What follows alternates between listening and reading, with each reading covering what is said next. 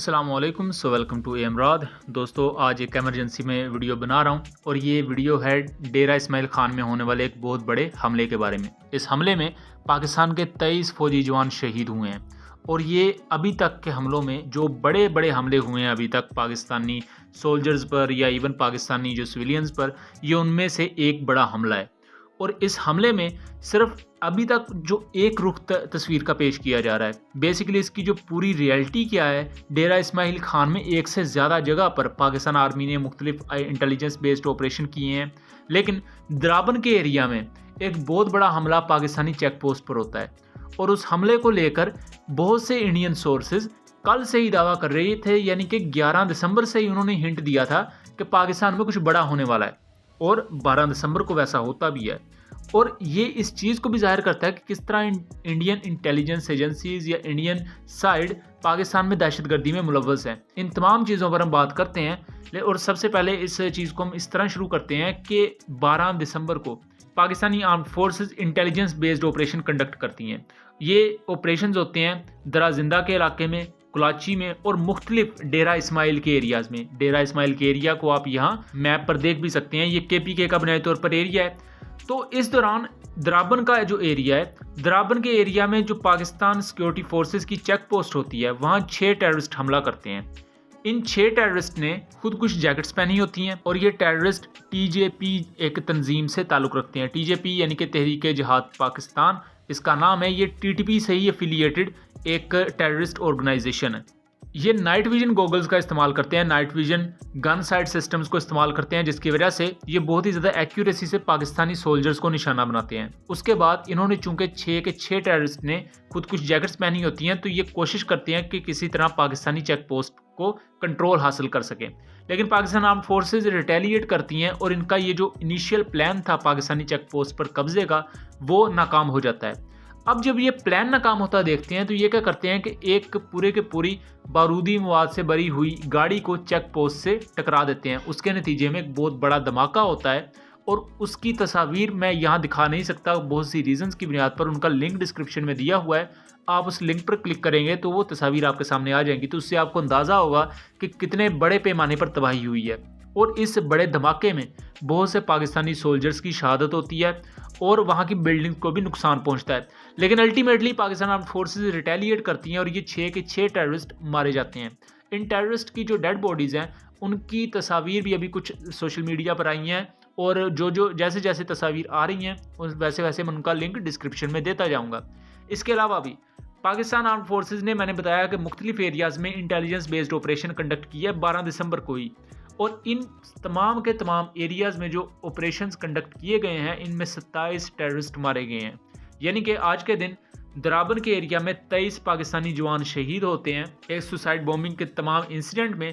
जबकि 12 दिसंबर को ही पाकिस्तानी एजेंसीज़ की तरफ से बहुत सी इतलात थी कि बहुत से एरिया में ये जो टेररिस्ट हैं इन्होंने काफ़ी बड़ा कुछ प्लान करके रखा हुआ है।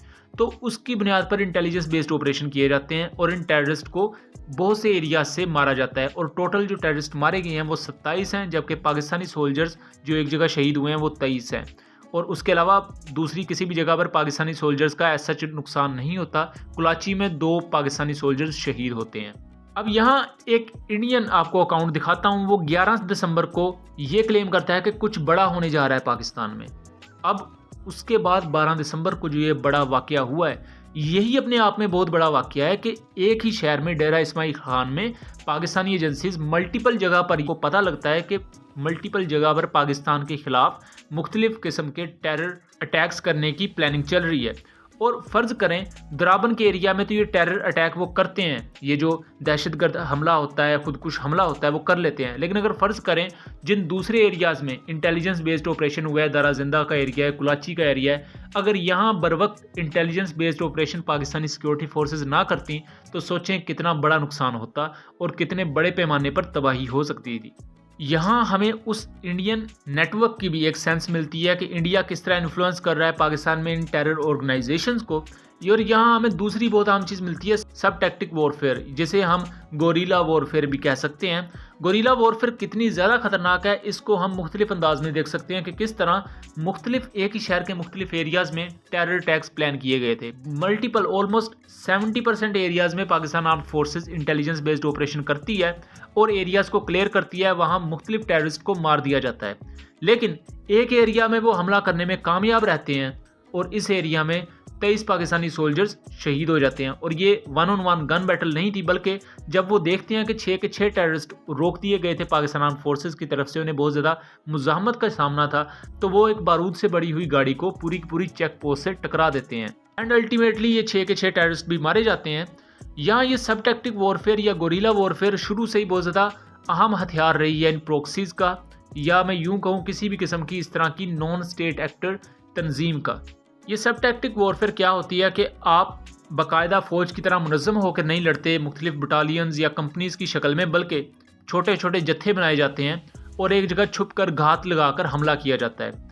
ये तमाम चीज़ें बहुत ज़्यादा आपको डेंजरस बना देती हैं। एक तो आपकी स्टेल्थ इंक्रीज़ हो जाती है ग्राउंड फोर्सेस की अगर टर्म में बात की जाए, और दूसरा आपके पास ज़रा चॉइस होती है कि आप किस वक्त हमला करना चाहते हैं। लेकिन अगर पाकिस्तानी साइड पर देखा जाए तो जो 23 जवान शहीद हुए हैं ये एक बहुत बड़ा सानहा है पाकिस्तान के लिए, और इसके लिए पाकिस्तानी गवर्नमेंट को और पाकिस्तानी सिक्योरिटी के जो अदारे हैं, ख़ासतौर पर पाकिस्तान आर्मी की जो लीडरशिप है, उन्हें अब देखना होगा कि इस तरह की जो टेरर ऑर्गेनाइजेशंस हैं इनके खिलाफ फुल फ्लैज ऑपरेशन करने की ज़रूरत है। अगर हम इसी माह की बात करें, ख़ासतौर पर नवंबर और दिसंबर में, तो पाकिस्तान आर्मी की तरफ से इंटेलिजेंस बेस्ड ऑपरेशन में बहुत ज़्यादा तेज़ी आई है।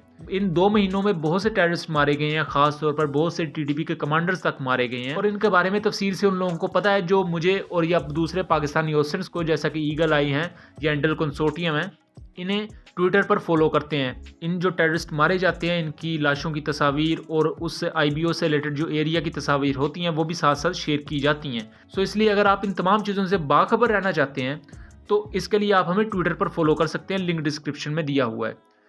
ये पूरे का पूरा एक सिनेरियो था जिसको मैंने एक्सप्लेन किया, और इसमें मैंने तमाम जो इंसिडेंट्स हुए हैं उनको एक्सप्लेन किया, क्योंकि इस वक्त बहुत ज़्यादा मिसकंसेप्शन इस वजह से फैलाई जा रही है कि सिर्फ द्रावन के एरिया को एक्सप्लेन किया जा रहा है, जबकि बाकी जगह पर इंटेलिजेंस बेस्ड जो ऑपरेशन हुए हैं उनकी बात नहीं हो रही, जिस वजह से ये पूरी की पूरी कहानी समझने में लोगों को मुश्किल हो रही है। उम्मीद करता हूँ चीज़ें क्लियर रही होंगी, वीडियो पसंद आई हो, इसे ज़्यादा से ज़्यादा शेयर कीजिएगा एंड चैनल को सब्सक्राइब कीजिएगा। मिलेंगे अगली वीडियो में, तब तक के लिए अल्लाह हाफिज़।